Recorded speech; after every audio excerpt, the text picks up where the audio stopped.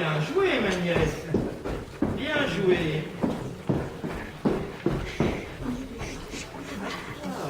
C'est bon, il n'y a pas de feu. Souffler n'est pas jouer. Ah, c'est ta faute, tu me bouscules. Va bien, toujours des bonnes excuses. Alors, il est allé se plaindre au préfet. Enfin, Lamberto, c'est un de ses subordonnés. Oui. Enfin, c'est son supérieur, mais pas chez lui, il me semble. Hein? C'est lui qui est venu nous loger sa belle-mère sur le même palier que nous. Alors, il y avait un petit appartement à louer. Il l'a loué pour y loger sa belle-mère. Rien de plus logique tout de même. Et puis enfin, penseriez-vous qu'une belle-mère est obligée de rendre des visites de politesse à la femme et à la fille d'un supérieur de son genre? Hein? Mais qui parle d'obligé?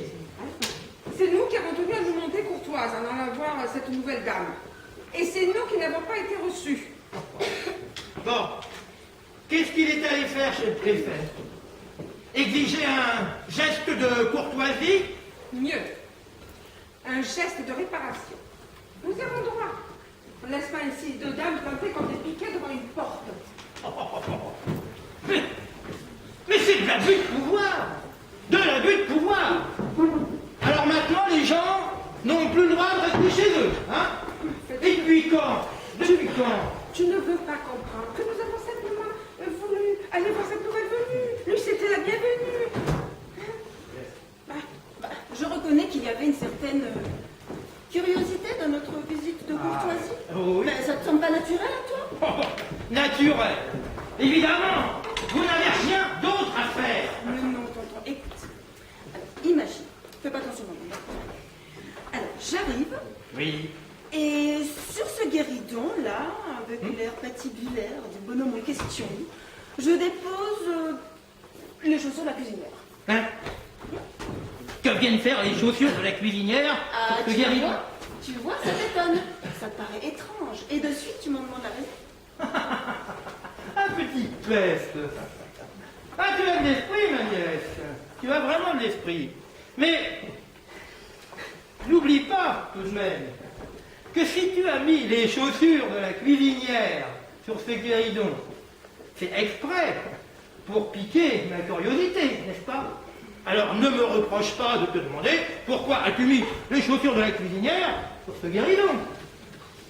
À toi de me démontrer maintenant que c'est M. Ponza, ce rustre, ce malotru, comme dit ton père, hein, est venu, lui aussi, exprès, loger sa belle-mère sur le même palier que vous.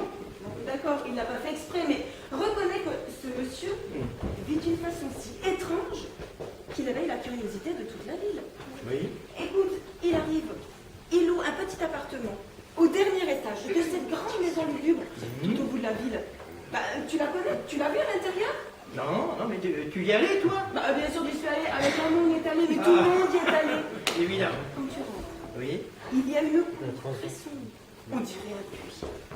Et tout en haut, au dernier étage, une balustrade.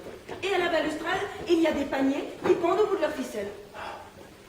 Et alors? Et alors, il séquestre sa femme là-haut. Et sa belle-mère ici, à côté de chez nous. Ah, la belle-mère, dans un beau petit appartement, en plein centre-ville. Joli cadeau. Il l'oblige à vivre séparé de sa fille. Mais qui vous l'a dit?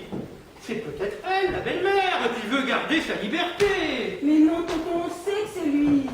Écoute, on comprend fort bien qu'une fille, quand elle se marie, de suivre son mari, même dans une ville étrangère, quitte la maison de sa mère. Mais là, cette pauvre mère ne peut pas vivre sans sa fille. Alors elle l'a su dans cette ville. Elle n'a pas le droit de la voir. Eh bien ça, excuse-moi, mais je le comprends pas. Mais enfin, vous n'avez pas le moindre grain d'imagination.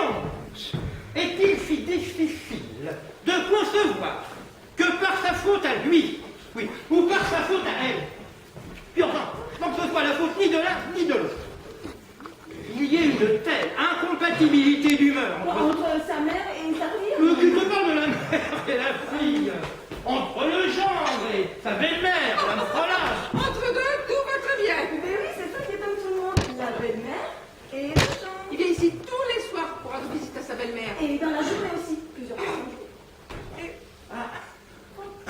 croyez-vous qu'il y a quelque chose entre la belle-mère et le gendre? Mais tonton, mais c'est une vieille dame. Oh. Et il ne lui amène jamais sa fille.